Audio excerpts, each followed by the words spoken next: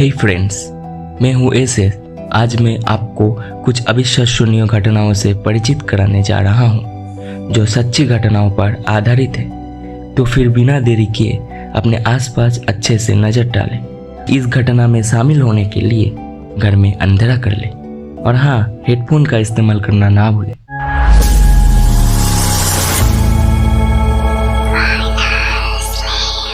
कहानी सुनाएंगे ऐसे। तो चलिए शुरू करते हैं आज की कुछ रोमांचक घटनाओं से इस एपिसोड की। ये घटना मुझे मेरे हॉस्टल में रहने वाले एक मित्र से मिली। विवरण के अनुसार मेरे दोस्त का घर दक्षिण दिनाजपुर जिला में है और जिसके साथ ये घटना हुआ है वो उसका ही दोस्त है। कुछ पर्सनल कारणों से मुझे उनके एग्जैक्ट नाम और पता गोपनीय रखने पड़ रहा है। घटनाओं में जान डालने के लिए मैं कुछ दूसरी नाम उपयोग करूंगा। ये घटना को अच्छे से फील करने के लिए आपसे अनुरोध है कि इस घटना को अपने अनुभव के रूप में महसूस करें। तो लेट्स स्टार्ट। सर्दी की सुबह काफ़ी ठंड है और इसी ठंड में सुबह की रोशनी में एक मीठा सूरज दिखाई दिया है। गाँव में बांस की बनी मचान पर पैर लटकाए, हाथ में चाय का कप और सिगरेट लिए दोस्तों के साथ खूब गपशप हो रहा है। तरह तरह के विषयों पर बातें चल रही है। कोई कहता है तेरी बीबी मेरी है और कोई कहता है तेरी बहन मेरी। यहाँ सभी राज्यों की कहानियाँ पर चर्चा हो रही है। उसके साथ चाय के कप में होठ और कोहरा में गुम होता सिगरेट का धुआं। अचानक कहानी किसी अदृश्य, अनदेखी, अनजानी चीज से बदल गई। तुम लोगों ने एक बात सुनी है क्या? मैंने बुजुर्गों को कहते सुना है कि हमारे बगल के शमशान में कहा जाता है कि अगर कोई आधी रात से पहले 2 नींबू छिपा देता है और आधी रात के बाद कोई उन्हें लेने जाता है तो वो कभी वापस नहीं आता। मैं आश्चर्य से कहता हूँ, तुम क्या कह रहे हो? ये सच है? मैं क्या कहूँ, मैंने खुद तो नहीं देखा पर सब कह रहे थे। सुनना, वो बीते जमाने के लोग हैं भाई, कुछ तो गड़बड़ है। मेरे एक दोस्त जो उस समय हमारे साथ था, उसने कहा वह सब बकवास है, ऐसा कुछ भी नहीं होता है। भीम ने फिर गाली देते हुए कहा, वह सब गांजे के नशे में बकवास कहते हैं। लगता है तुम्हें सब कुछ पता है। तुम कितने बच्चों का बाप हो? सागर टोकते हुए भीम को ये बात बोलता है। देखते ही देखते बात झगड़े में बदल गई। अचानक भीम ने कहा, ठीक है, तुम आज नींबू उधर रख के आओ, मैं 12 बजे के बाद जाकर नींबू ले आऊंगा। पर सुन लो एक बात, मैं नहीं मानता ये सब। क्या जरूरी है भाई? और आज अमावस्या की रात भी है। मुझे वो सब डर नहीं है। फिर वो हमें उल्टा सीधा बात बोलने लगे। ठीक है, हम वही आज रख के आएंगे, लाल कपड़े से बांधकर 2 नींबू। ठीक है। ये कहकर वो घर के ओर चला गया। मैं और सागर भी अपने घर की ओर चल दिए। रोहन, चल एक बार नजर डालते हैं शमशान पर। चल। इतना कहकर मैं और सागर शमशान के ओर जाने लगा। शमशान में प्रवेश करते ही अचानक हमारे शरीर के बाल खड़े होने लगे। मैंने भगवान का नाम लिया। शमशान में एक काई का पेड़ है जिसके पास दिन में भी कोई नहीं जा सकता। ऐसा कहा जाता है कि उस पेड़ पर अतृप्त आत्मा का वास होता है। उस पेड़ से 20 फुट की दूरी पर एक शमशान भट्टी है। हमने सोचा था कि शाम को एक नींबू चूल्हे पर और एक नींबू उस काई के पेड़ की डल पर बांध देंगे, लेकिन पारिवारिक काम के कारण कब रात हो गया पता ही नहीं चला। रात को मैं और सागर खाना खा के सो गए। मेरे साथ सागर भी था और रात में हम लोग ज़्यादा देर तक गेम ना खेले, इसलिए दीदी भी हमारे साथ थी। सुबह कॉलिंग बेल की आवाज़ से नींद टूटी। माँ रसोई से आके गेट खोलती है। अचानक माँ ने आवाज़ दी, रोहन, रोहन, रोहन, रोहन। मैं और सागर बिस्तर से उठकर आंखें पोंछते पोंछते माँ के पास गए। 12 बज रहे थे दोपहर के। क्या तुम लोगों ने भीम को देखा है? नहीं आंटी, हम तो अभी उठे नींद से। आंटी आश्चर्य दृष्टि से कुछ सोचा और चला गया। खोज शुरू हुई और हम लोग भी खोजते रहे। शाम के समय में उसका शव शमशान घाट में उसी काई के पेड़ के नीचे से बरामद किया गया। उसका शरीर एकदम सफ़ेद फीका पड़ गया था। पोस्टमार्टम किया गया। दिल का दौरा और रक्त के कमी के वजह से उसका मृत्यु हुआ, ऐसा रिपोर्ट आई। लेकिन हमने आसपास कोई खून नहीं देखा और शरीर पे कोई चोट का भी निशान नहीं था। सबको फूलों से सजाया गया और वापस उसी शमशान में ले जाया गया जहाँ से उसे बरामद किया गया था। हम हैरान थे। हम देर रात तक उस दोस्तों के घर रुके। मेरी माँ और मेरी दीदी भी वही था और बुजुर्ग व्यक्ति सब शमशान में थे। अचानक उसकी माँ ने उनके बाहरी गेट की तरह देखा और कुछ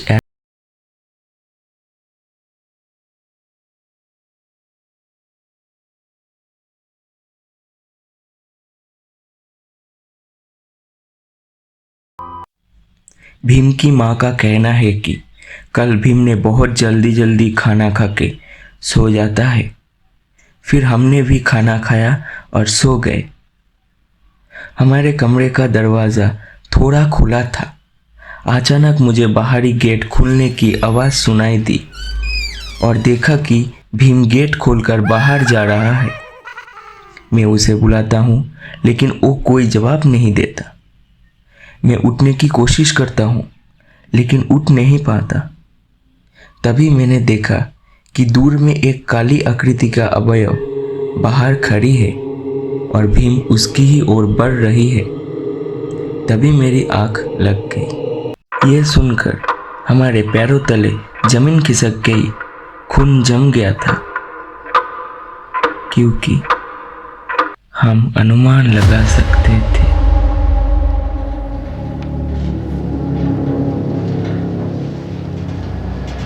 तो दोस्तों, हमने सीखा कि एक गलती से हमारे जान भी जा सकता है और उसके साथ क्या हुआ था सिर्फ उसको ही पता, जो वो कभी नहीं बता पाएगा।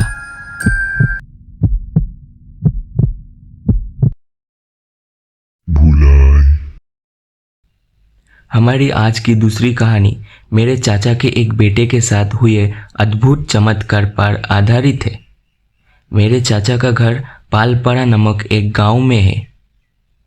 चाचा के बेटे का नाम पुलक सरकार है। रिश्ते में वो मेरे भैया है।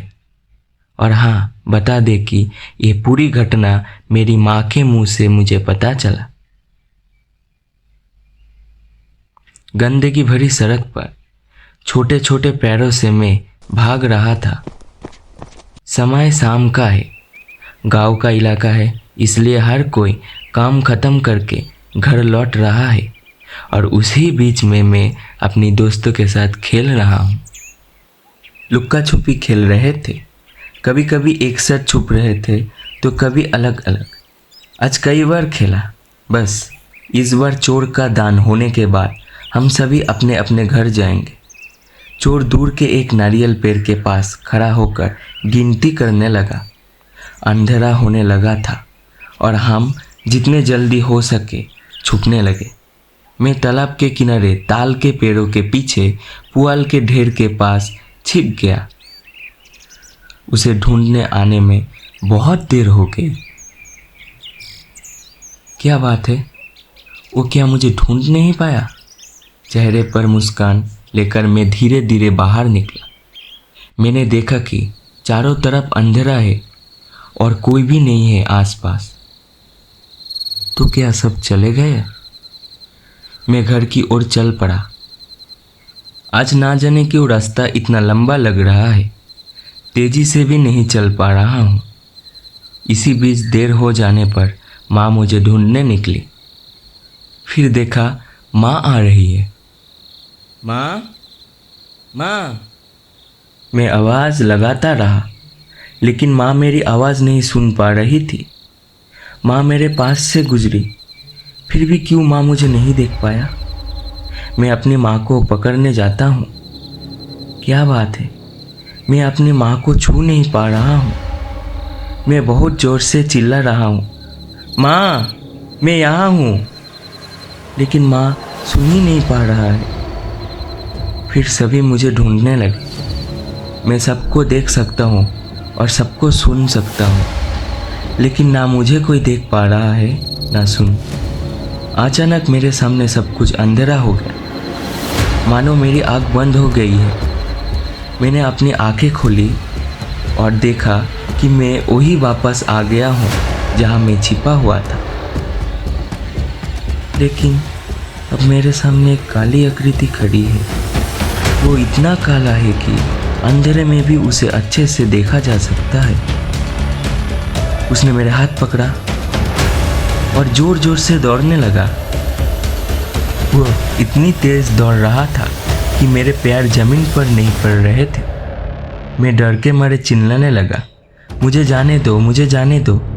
अचानक वो रुक गया। मैं एक दूसरी दुनिया में।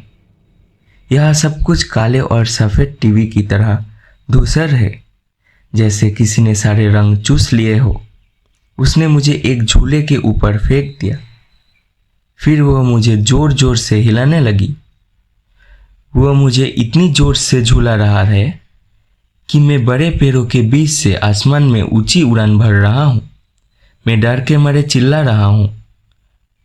उस काले अवयव का आकृति की ऊंचाई कभी बहुत छोटी और कभी 30 फुट तक हो रही है और उसकी आंखें जलती हुई आग की तरह है। इसी बीच मेरे परिवार ने एक तांत्रिक को बुलाया। तांत्रिक आता है और कहता है कि तुम्हारे बेटे को भुलाई ने ले गया है। तब सभी रोने लगे। ये कहना बेहतर होगा कि भुलाई एक अतृप्त आत्मा है जिसका कोई चेहरा नहीं है। वो एक काली आकृति का होता है और उसकी आंखें चमकीली लाल होता है। वो गायब होना और अपने शरीर को छोटा या बड़ा कर सकता है। वो सम्मोहित भी कर सकता है। ऐसा कहा जाता है कि वो एक बार किसी को ले जाता है तो फिर कभी वापस नहीं देते। तांत्रिक ने कई मंत्र पढ़े और मेरे शरीर को बांध दिया ताकि वो मेरे साथ कुछ ना कर सके। जाते समय तांत्रिक कहता है कि कल वो तुम्हारे बेटे को दे जाएगा। अगले दिन सब लोग ढूंढने लगे मुझे। शाम के टाइम में मुझे उस जगह से निकाला गया जहां मैं बेहोशी के हालत में छिपा हुआ था।